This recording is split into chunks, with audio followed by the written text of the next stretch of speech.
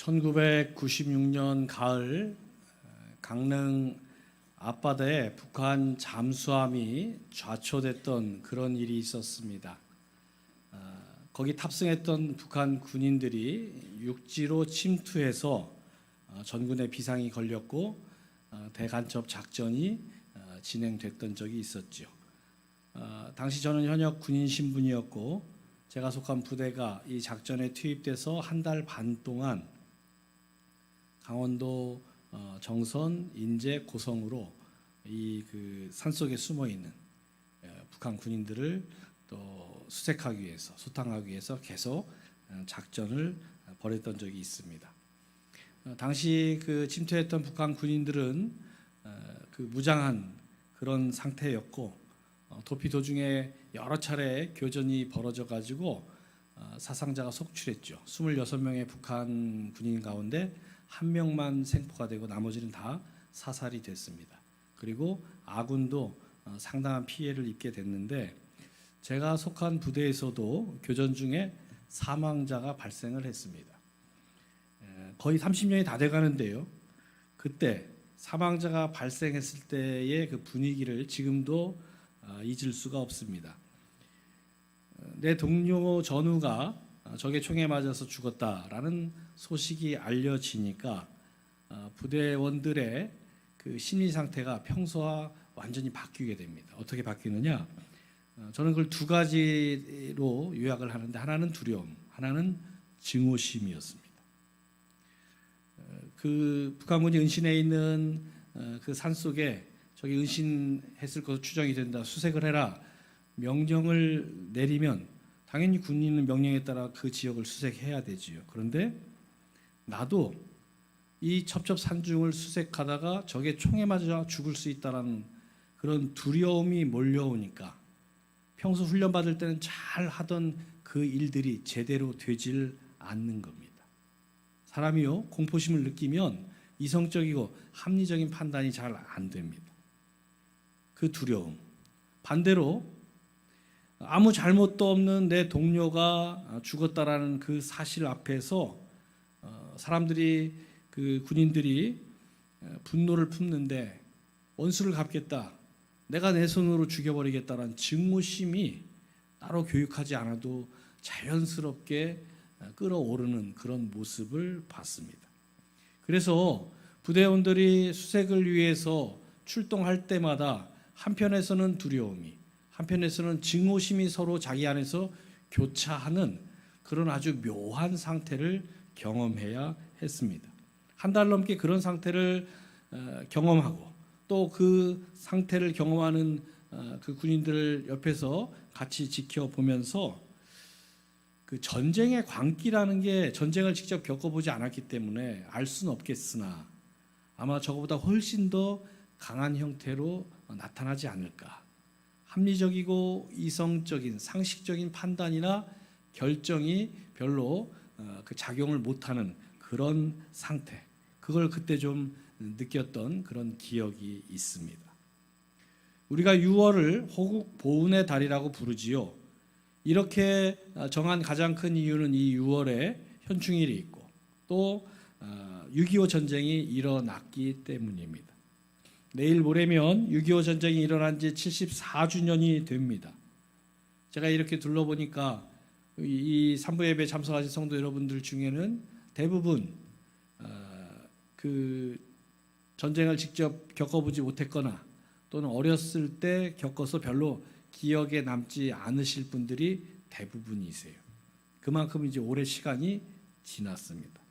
그래서 전쟁을 이야기할 때 남의 이야기처럼 우리가 말할 때가 있는데요. 그러다 보니까 남북 간의 군사적 긴장이 높아지거나 국지적인 도발이 일어나면 본때를 보여줘야 된다, 압도적으로 보복해야 된다, 뭐 그런 주장들이 나올 때가 있습니다. 물론 그런 주장들이 군사적으로나 전략적으로는 필요할 수도 있을 겁니다. 그런데 세상에 많은 사람들이 그런 분노를 느끼고 그런 주장을 할 때 하나님의 자녀들은 어떤 생각을 가져야 하는가, 그런 질문을 우리 성도 여러분들에게 드려봅니다. 분명한 것은 하나님의 자녀는 하나님이 무엇이라고 말씀하시는지, 또 하나님의 뜻이 무엇인지를 먼저 아는 것이 중요합니다. 그런 다음 생각하고 판단하는 게 순서에 맞지요.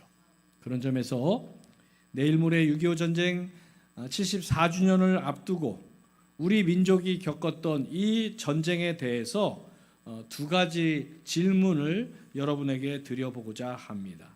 첫 번째는 전쟁은 해도 되는가라는 질문입니다. 지리학자인 해롤드 포스터는 재난의 크기를 재는 계산법이라는 연구 논문을 발표했습니다.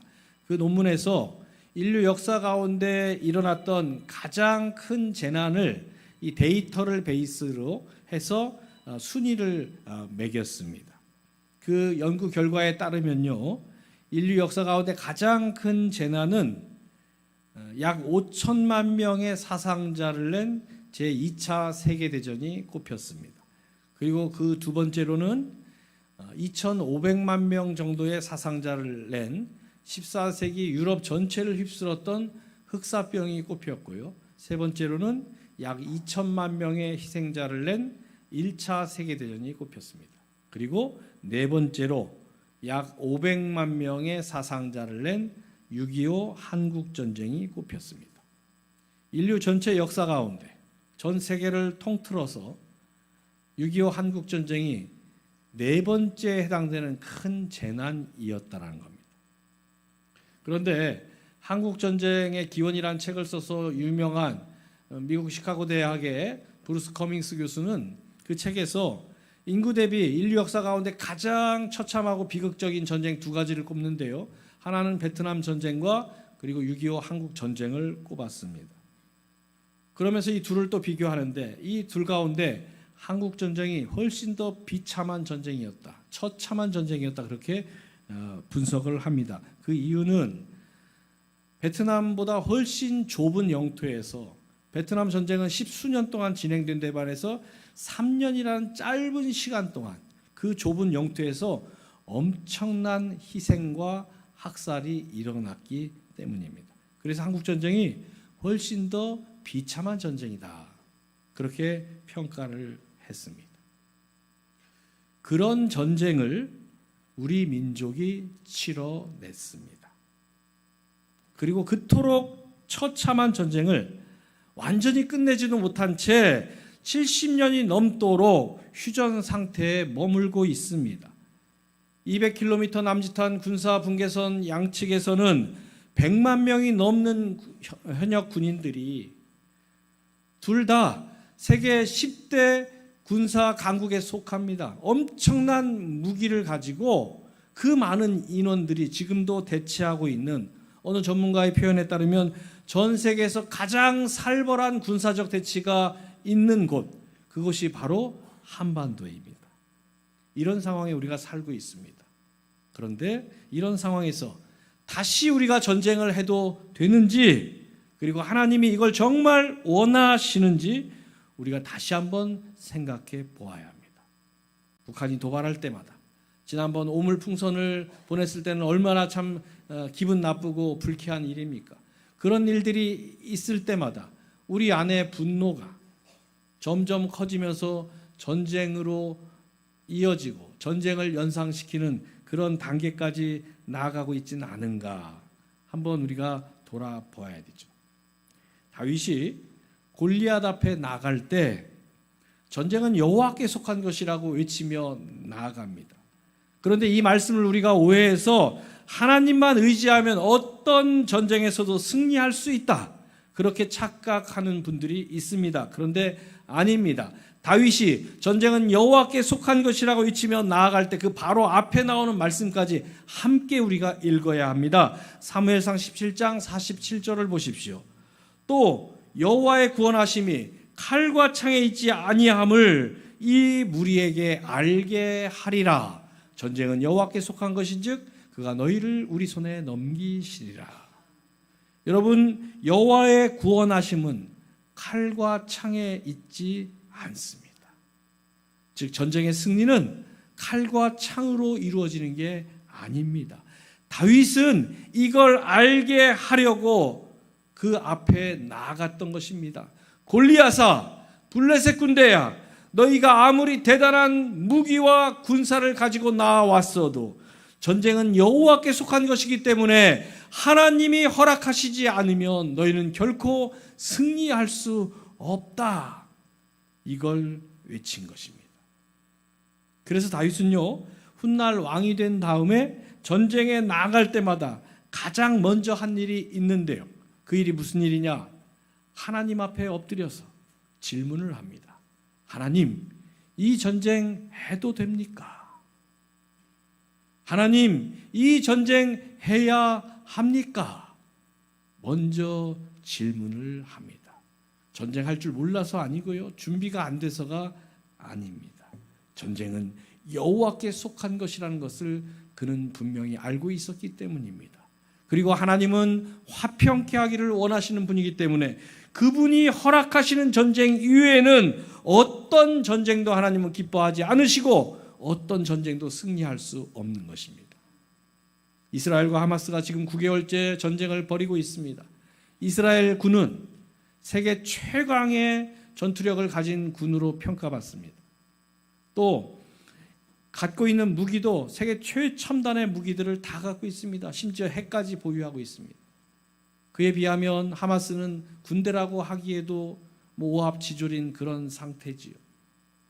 숫자상으로나 무기나 군사력으로 도저히 상대가 안 됩니다.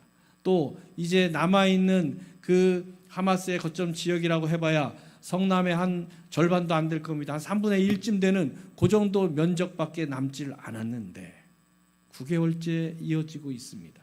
이스라엘 군대가 전투에 참가할 때마다 야훼 하나님을 의지하며 기도하며 아마 전투에 나갈 거예요. 그런데 왜 끝나지 않고 왜 이스라엘이 승리하지 못합니까? 전쟁은 여호와께 속한 것입니다.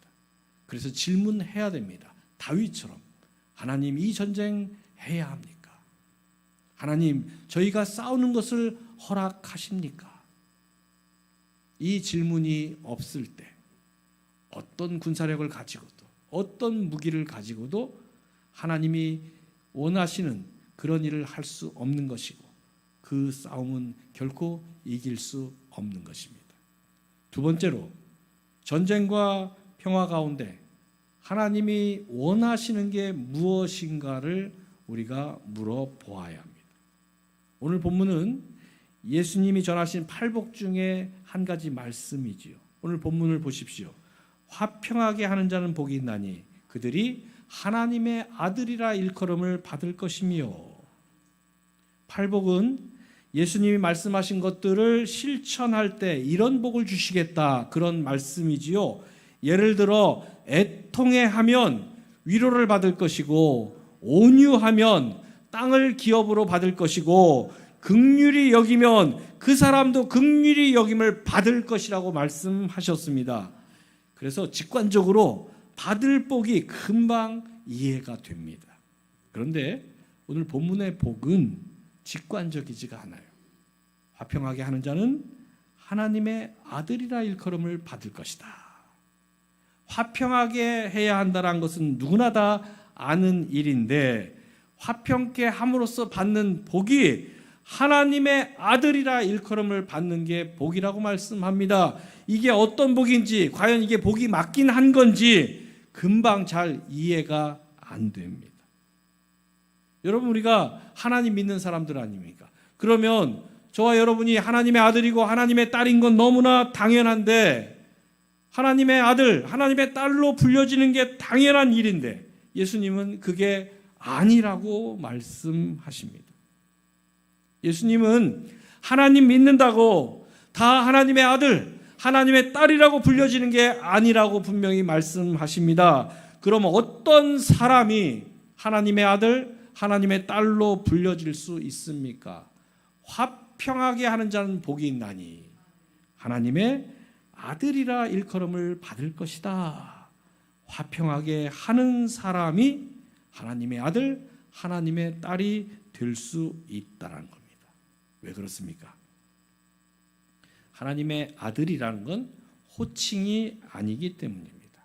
또 하나님과 나 사이, 즉 아버지와 아들 사이의 어떤 관계를 말하는 것도 아닙니다.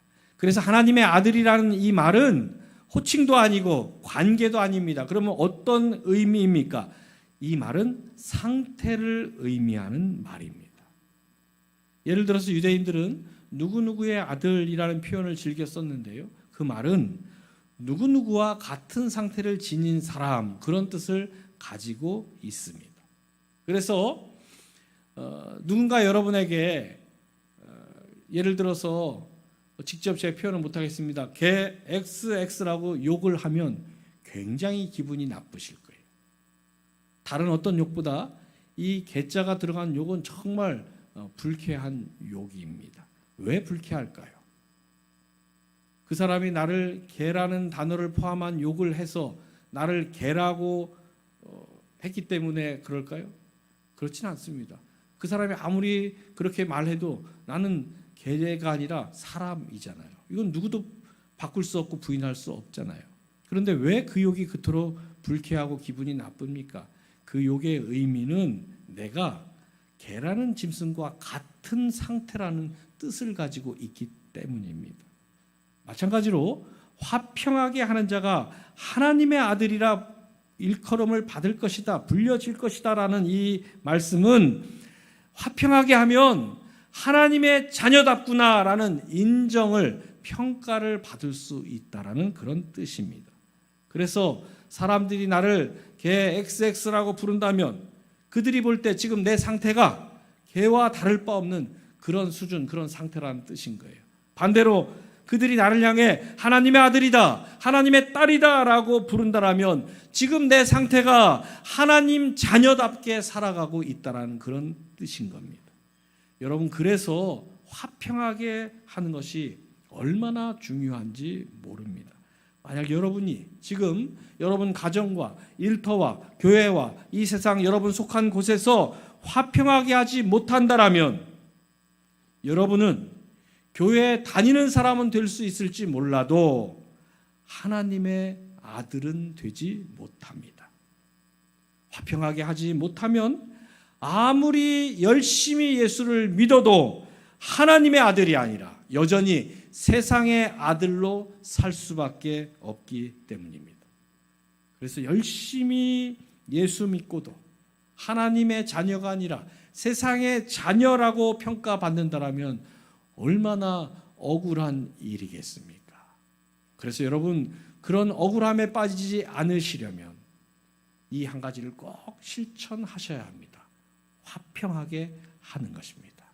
그래야만 하나님의 아들이다, 하나님의 딸이다, 그렇게 불림 받을 수 있는 겁니다. 국가든 개인이든. 그래서 화평을 이루며 살아야 합니다. 조금 전 말씀드린 이스라엘과 하마스를 보십시오. 9개월째 전쟁을 벌이고 있는데 그동안 참 많이 죽었죠. 얼마나 더 죽어야 이 전쟁이 끝날까요? 아무도 모릅니다. 그리고 지난 오랜 세월 동안 그들은 서로 죽고 죽이면서 많은 상처를 주고 받았다는 거 우리가 잘 알지요. 그리고 그 상태로는 안 되니까 그들 서로 그 문제를 해결해 보려고 애를 쓰는데 그걸 해결하기 위해서 화평케 하는 방법이 아니라 상대를 향해 칼을 뽑아 들었기 때문에 그렇게 오랜 세월 싸워왔지만 해결되지 않고 있는 겁니다. 칼을 뽑아드는 것, 이건 주님께서 허락하시거나 주님께서 기뻐하시는 방법이 아닙니다. 예수님께서 체포되실 때 베드로가 예수님을 지키려고 칼을 뽑아 휘두르자 예수님이 뭐라고 하십니까? 너의 칼을 도로 칼집에 꽂으라 말씀하시고 그 다음에 이렇게 말씀하십니다. 마태복음 26장 52절을 보십시오. 칼을 가지는 자는 다 칼로 망하느니라. 여러분, 칼은 칼집에 꽂혀 있을 때 존재 가치가 있습니다. 왜 그렇습니까? 칼은 한번 뽑게 되면요, 다시는 그 칼집에 들어갈 수가 없습니다. 왜 그렇습니까? 그 칼을 뽑아서 휘둘렀을 때 그 칼에 피를 묻히고 그 칼에 희생당한 사람들, 반드시 복수할 것이기 때문에 내가 나를 지키고 살기 위해서라도 다시 칼집에 꽂을 수가 없는 겁니다. 인류 역사를 보십시오. 전쟁을 벌여서 승리한 나라가 이제 승리해서 적이 사라졌으니까 우리 군대를 없애버리자, 해체하자, 그런 적은 단 한 번도 없습니다. 오히려 승리한 다음에는 군사력을 더 확충합니다. 왜 그렇습니까? 언제일지 모르지만 저 패배한 쪽이 반드시 복수할 때가 올 것이고 힘을 길러서 나를 공격할 수 있기 때문에, 그걸 알기 때문에 오히려 승리한 다음에 군사력을 더 확충합니다. 그게 인류의 역사입니다. 그래서 칼은 칼집에서 뽑히는 순간 다시 들어갈 수 없고, 그렇게 칼을 쓰는 사람은 개인이든 국가든 결국은 칼로 망하게 돼 있습니다. 그래서 주님 말씀하시죠. 칼을 가지는 자는 다 칼로 망하느니라. 여러분 살면서 너무 분하고 억울해서 칼을 뽑고 싶을 때가 있으신 적 아마 있으실 거예요. 그렇죠? 예. 너무 분하고 억울하면 나도 내 칼을 한번 휘두르고 싶을 때가 있습니다. 그럴 때 우리가 가장 쉽게 휘두르는 칼이 있습니다. 어떤 칼입니까? 말이란 칼이지요. 입만 달려 있으면, 새치어만 있으면 누구나 사용할 수 있는 칼입니다. 그리고 그 칼을 뽑아 보신 경험이 있는 분들은 아실 거예요. 그 칼은 다시는 주워 담을 수가 없습니다. 그리고 내 말이란 이 칼로 인해서 상대방 마음에 난 상처는 평생 고칠 수가 없습니다. 여러분, 상처를 주는 말은요, 잊고 싶어도 잊혀지지가 않는 법이에요. 어렸을 적에, 젊었을 적에 갓 시집 와서 그때 내 마음에 박혔던, 비수처럼 꽂혔던 그 상처 주는 한마디는 수십 년 세월이 지났는데도, 잊고 싶은데도, 다른 건 다 그렇게 기억이 가물가물한데도 그 말 한마디는 비수처럼 생생하게 기억에 남습니다.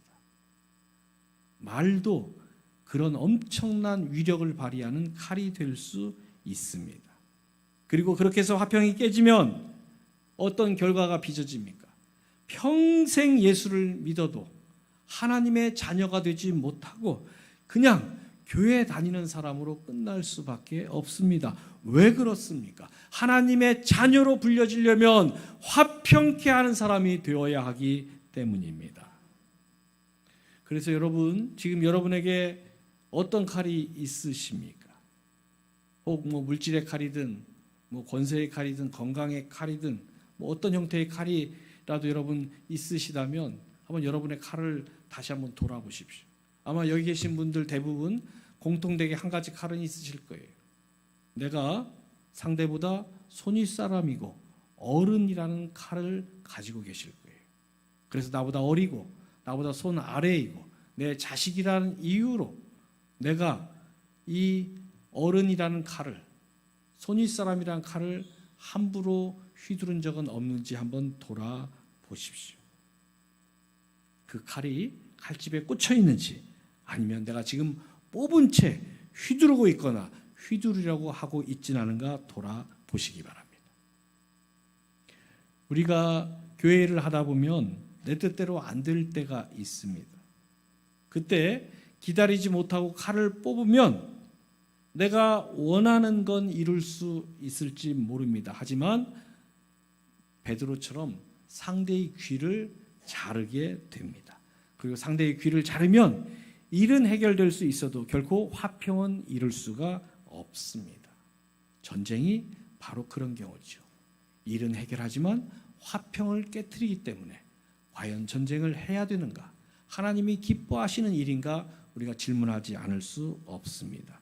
그래서 화평하고 싶다면 아무리 중요하고 아무리 필요하고 아무리 급하다 할지라도 내가 아니라 하나님이 일하실 때까지 기다릴 줄 알아야 합니다.